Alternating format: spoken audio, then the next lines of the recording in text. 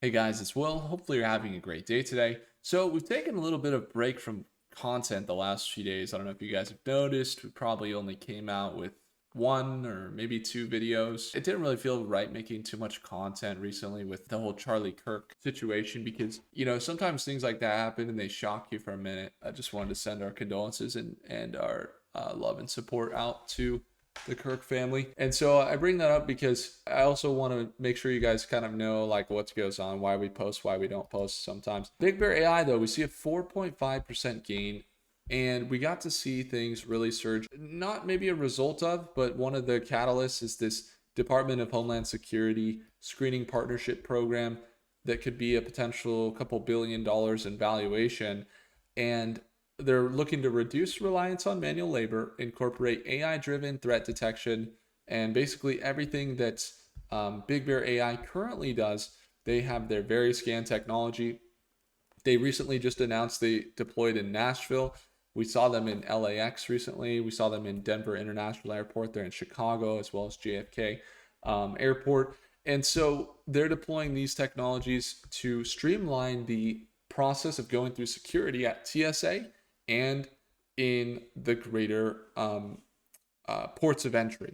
So not just the TSA, but also at the gates, also in ports of entry.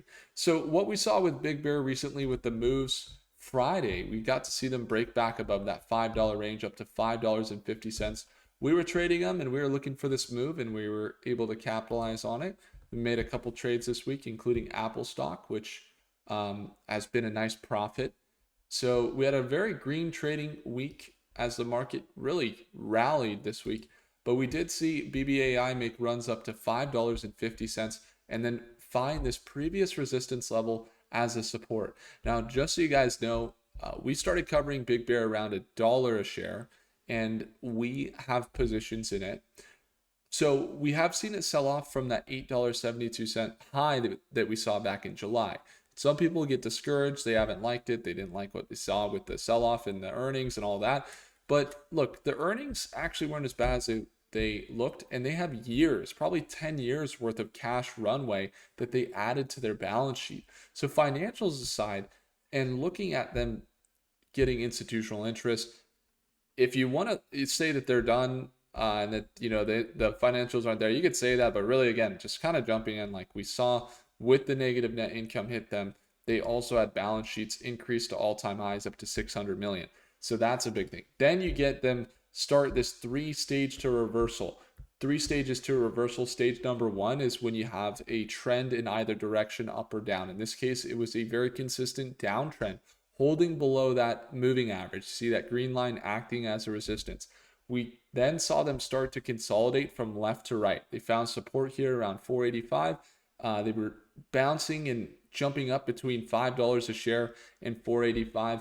Then that 200-day moving average, we see it sweep below, it breaks back above, and then we see them break out above that $5 price point up to 550. Now what we're seeing is potentially what is the third stage after the consolidation stage is the validation of that consolidation as a support. So the resistance or the support, depending on which way you're reversing. In this case, validating the previous resistance as a support to continue the reversal up into that $5.50 range or higher. So we're looking for them to validate once again this $5 a share price point so that they can make this run a 10% swing up into 565 or continue their overall uptrend and maybe make runs back up into highs of $6 to $8, which would be a 50 to 70% increase from here. So right now, just given what we're looking at, is this $5 price point as a support.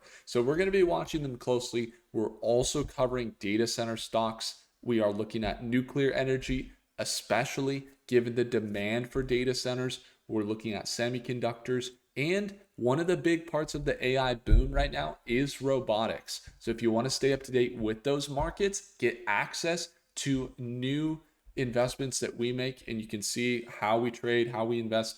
We go live every day at market open, 6:30 a.m. Pacific time, so early for the Californians or West Coasters. But if you're here, it's worth it. And it's a little later on the East Coast. It's at market open, 6:30 a.m. Pacific time.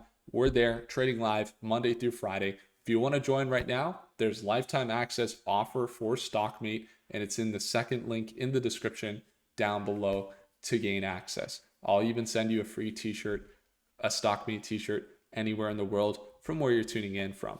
So I appreciate you all. Hopefully you have a great rest of your weekend, and thanks for tuning in for the update on Big Bear. Let me know your comments and thoughts down below. Do consider subscribing, and I'll see you in the next video. Take care.